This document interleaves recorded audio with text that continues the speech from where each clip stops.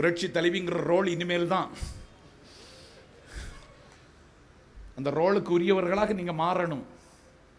நாங்கள் துணை நிற்போம். நாங்க இதுல பாலிடிக்ஸ் பண்ண மாட்டோம்.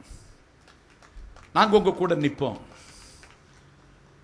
எங்களுக்கு இதுல மானவமான நாங்க பார்க்க மாட்டோம். குடி செய்வார்க்கு இல்லை பருவம் என்கிற வள்ளுவன் வழியில் வண்ண தமிழ்நாட்டில் என் தலைவன் வைகோ நடந்து கொண்டிருக்கிறான். நாங்க இதுல அரசியல் பார்க்கல.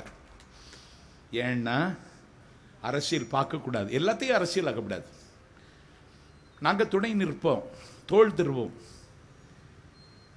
கலைஞர் மாதிரி தமிழ்நாடு அரசாங்கத்தினுடைய நடவடிக்கை திருப்தி இல்லைன்னு ஒரு நாள் சொன்னார். அதுக்கு பிறகு ஸ்டாலின் சட்டமன்றத்தில் போய் திருப்திங்கிறான். அது பார்த்து பார்த்து படிக்கிறான். இப்படி பார்க்கறான், இப்படி பார்க்கறான், இப்படி பார்க்கறான். அவன் தான் வருங்கால தமிழகமா. நக்குகிற நாய்க்கு செக்குன்னு தெரியல, சிவலிங்கம்னு தெரியல. அவன் முல்லை பெரியார கண்டானா? அவன் கண்ட முல்லை எல்லாம் வேற. அவனுக்கு எந்த அறிவும் கிடையாது. தற்குறி, தவக்களை அறிவொளி இயக்கத்தில் சேர்க்க வேண்டிய பையன்.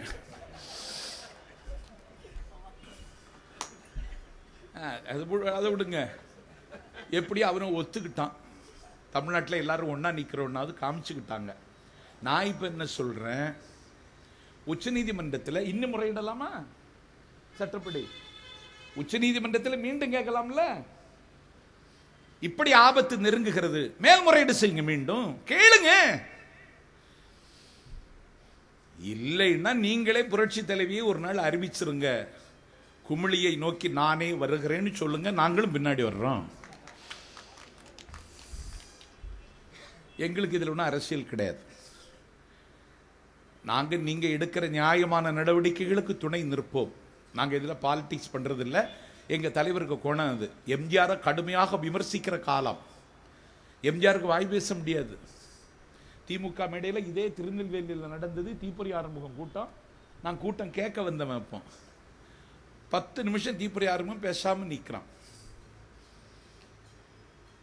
மக்கள் பேசுங்கன்னு சொல்றாங்க. ஒருத்தன் முதலமைச்சராக இருந்து பேசாம இருக்கான். ஏன்னு கேட்டீங்களான்னு கேட்டான். வாய் பேசுவதற்கு வலிமையற்ற எம்ஜிஆரை பொதுமக்கள் மத்தியில் கொச்சைப்படுத்திய திமுக, எம்ஜிஆர் அமெரிக்காவில் செத்து போனான் என்று வீடியோ காட்சிகளை கிராபிக்ஸ் செய்து தேர்தல் காலத்தில் திரையிட்டு நாடகம் நடத்திய திமுக, அப்படியே எம்ஜிஆர் வந்துவிட்டாலும் இந்த முதலமைச்சர் பதவியை அவர் கையில் கொடுத்து விடுவேன் என்று இந்த நாட்டில் மானம் மதிப்பிழந்து பதவிக்காக தன்னை விற்ற கருணாநிதி கூட்டம். அதை நான் கணக்கில் எடுக்கல. நாஞ்சில் சம்பத்து கேட்கிறேன். அன்னைக்கு அப்படி எம்ஜிஆர் திமுக கடுமையான விமர்சித்த காலத்தில் பெங்களூர்ல சார்க் கான்ஃபரன்ஸ் நடந்தது. அன்னைக்கு தம்பி போராடி கொண்டிருக்கிறான். If Jayawardena truly a Buddhist, I would not be carrying a gun. Jayewardene உண்மையான புத்த மதவாதியாக இருந்திருந்தால் நான் துப்பாக்கியை தூக்கி இருக்க மாட்டேன் என்று துப்பாக்கியை தூக்கி துந்துவி முழக்கம் செய்து புறநானூற்று வீரம் புதைந்து விடவில்லை என்பதை புவிக்கு காட்டுவதற்கு, விண்ணிடை ரதம் உருந்து மேதினி கலக்குதற்கும், பன்னிடை தமிழை குலைத்து பாரினை மயக்குதற்கும், மண்ணிடை வாழை ஏந்தி பாய்ப்பலம் மாய்ப்பதற்கும் எண்ணிலா தமிழர் ஈழத்தில் உள்ளார் என்பதை ஈகத்துக்கு சொல்லுவதற்கு தம்பி களமாடி அந்த போராட்ட காலத்தில் இலங்கையின் ஒற்றுமை பாதிக்கப்படுகிறது பிரபாகரனால். ஆயுதம் ஏந்தி போராடுகிறார் என்றால் ஆயுதம் கொடுப்பதும் அனுசரணையாக இருப்பதும் தமிழ்நாட்டின் முதலமைச்சர் எம்ஜிஆர். எம்ஜிஆரின் மீது மத்திய சர்க்கார் நடவடிக்கை எடுக்க வேண்டும் என்று எங்கள் இந்திய பூபாகத்தில் குளிர் தூங்கும் மலர்கள் சிரிக்கும் பெங்களூரில் வந்து நின்று சார்க் கான்பரன்ஸ்ல பேச வந்த ஜெயவர்த்தனா அன்னைக்கு பேட்டி கொடுத்தான்.